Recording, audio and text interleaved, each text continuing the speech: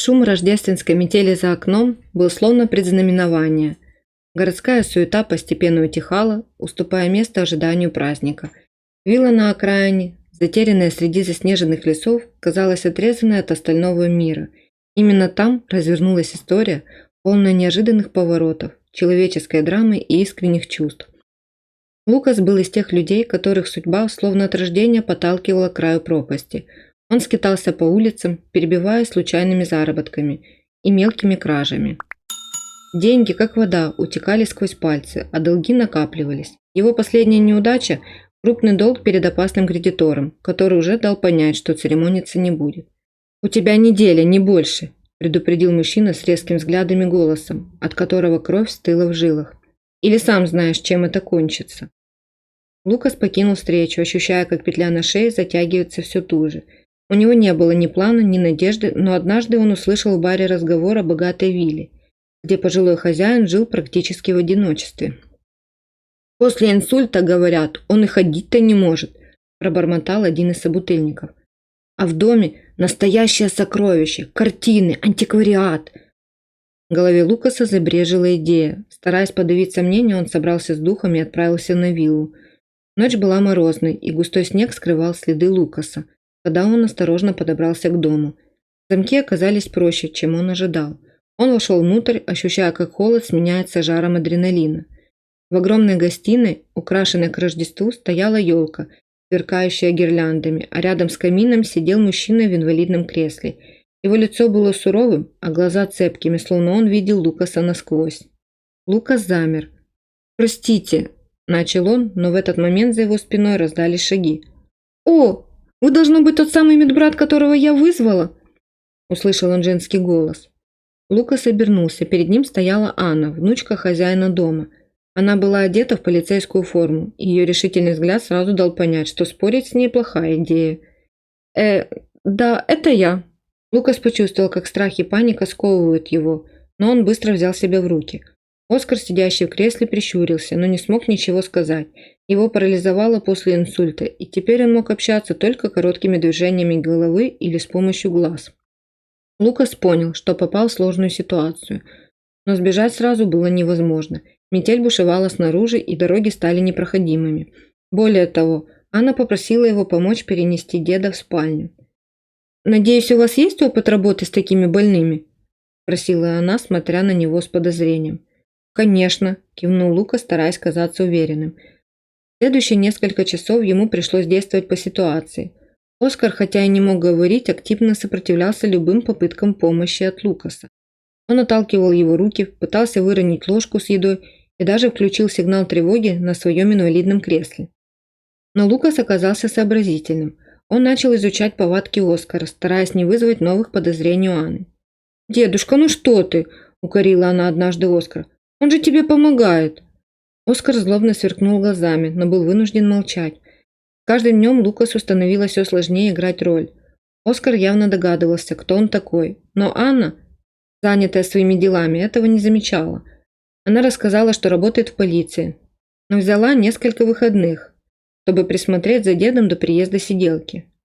«Рождество – особое время», – сказала она однажды, зажигая свечи на подоконнике. Лукас не мог не отметить, как свет от огня мягко освещает ее лицо. Он чувствовал к ней симпатию, но понимал, что она узнает правду, как только метель стихнет и появится настоящая сиделка. На третий день случилось то, чего он боялся. Телефон Анны зазвонил, и она отошла, чтобы ответить. Когда она вернулась в комнату, ее лицо было напряженным. «Это был настоящий сиделка», – сказала она, глядя прямо на Лукаса. «Он застрял в другой части города из-за метели и не мог приехать». Лукас почувствовал, как кровь отхлынула от его лица. Он понял, что это конец. «Ты можешь мне объяснить, кто ты такой?» Голос Анны стал холодным. Лукас замялся, но, видя, что Оскар пристально смотрит на него, понял, что больше лгать бессмысленно. «Ладно, слушай. Я вор. Я забрался сюда, чтобы найти деньги. Но я не хотел никому вреда, честно». Анна была потрясена. Ты вломился в дом моего деда и притворился медбратом?»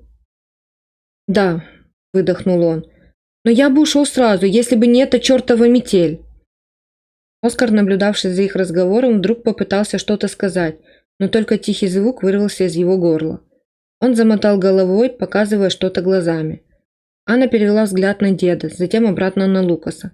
«Ты должен уйти», – твердо заявила она. «Я вызову полицию». «Подожди», – перебил ее Лукас. «Дай мне доказать, что я неплохой человек. Я могу помочь». Она замялась. Метель все еще бушевала, и с учетом состояния деда звонок в полицию мог все усложнить.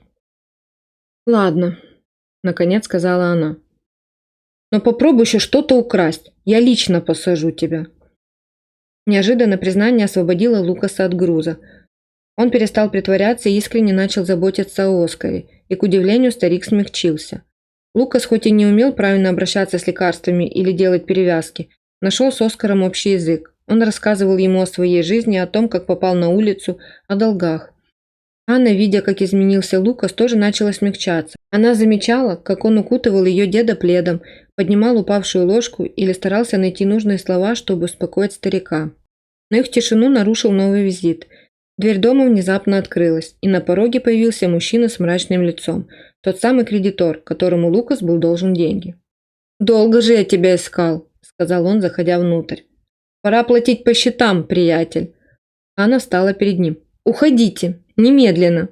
Короткая схватка закончилась тем, что Анна, воспользовавшись своей подготовкой, обезвредила кредитора, а Лукас помог заковать его в наручники. «Ты спас нас», – сказала Анна. «Нет», – ответил он, – «это вы дали мне шанс». Она улыбнулась и неожиданно взяла его за руку. И в этот момент Лукас почувствовал, что, возможно, впервые за долгие годы у него действительно появился шанс что-то изменить. Утро после метели наступило тихо, словно сама природа решила дать героям время отдышаться. Солнце, едва пробивающееся через плотные облака, заливало виллу мягким светом. Лукас сидел у окна, глядя на заснеженные деревья. Анна готовила завтрак, а Оскар, казалось, был спокойнее, чем обычно. Лукас понимал, что скоро все изменится. Анна уже вызвала полицию, чтобы передать кредитора, но не спешила говорить о нем самом.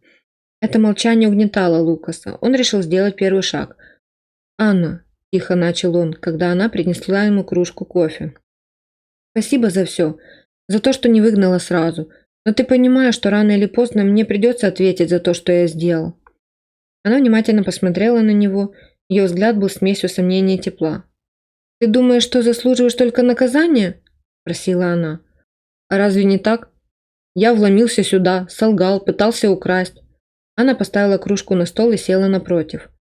«Возможно, так было бы раньше. Но ты изменился, Лукас. Мой дед это тоже видит, хоть и не говорит. И если ты готов сделать следующий шаг, я помогу тебе». Лукас был поражен ее словами. Он ожидал осуждения, а не предложения помощи. Позже в тот же день к Вилле приехала полиция. Анна лично передала кредитора и объяснила ситуацию. Когда дело дошло до Лукаса, она настояла на разговоре с начальником. «Я гарантирую, что он изменился», – убеждала она. «Он уже заплатил за свои ошибки, рискуя жизнью, чтобы защитить нас». Ее слова произвели впечатление. Полицейские решили, что Лукасу будет достаточно общественных работ вместо тюремного заключения. Это был неожиданный поворот, который Лукас принял с благодарностью. Перед отъездом он подошел к Оскару. «Я знаю, что я не заслуживаю вашего доверия», – сказал он, стараясь говорить искренне. «Но спасибо за шанс». Оскар не мог ответить словами, но он слегка кивнул и сжал руку Лукаса. Это было больше, чем достаточно. Анна осталась на вилле, чтобы подготовить ее к праздникам. Она предложила Лукасу остаться, пока он не найдет себе новое место. Вместе они нарядили елку, украсили дом гирляндами и приготовили праздничный ужин. На Рождество они собрались втроем у камина. Лукас смотрел на Анну и Оскара, чувствуя, что впервые за долгое время он действительно находится среди людей, которым не безразличен. «Это лучшее Рождество в моей жизни», – сказал он, улыбаясь. «Потому что ты наконец-то сделал правильный выбор», – ответила Анна. Оскар, сидя в кресле, чуть заметно улыбнулся. Когда снег растаял, а дороги стали проходимыми, Лукас уехал из виллы, чтобы начать свою новую жизнь. Он устроился на работу, искал способы искупить свои прошлые ошибки и старался держать обещания, данные Ане. Но их история на этом не закончилась. Они продолжали переписываться и встречаться. Их отношения становились все ближе. Спустя год на очередное Рождество Лукас вернулся на ту самую виллу. Он застал Анну у камина. «Ты снова здесь?» Удивленно улыбнулась она. «Я подумал, что нам стоит сделать эту встречу нашей традицией», ответил он, протягивая маленькую коробку с подарком. Она открыла коробку и увидела кулон в форме звезды. «Спасибо», – прошептала она. Лукас не ответил, он знал, что слова лишние, когда их взгляды говорили за них. Рождество стало для всех них началом новой главы. Оскар обрел внука в лице того, кого когда-то считал вором. Анна открыла для себя, что истинная сила заключается не только в законе, но и в умении прощать. А также она нашла любовь там, где меньше всего ожидала. А Лукас понял, что даже человек, стоящий на краю, может найти дорогу обратно. Рождество действительно может стать временем чудес, если ты готов открыть свое сердце.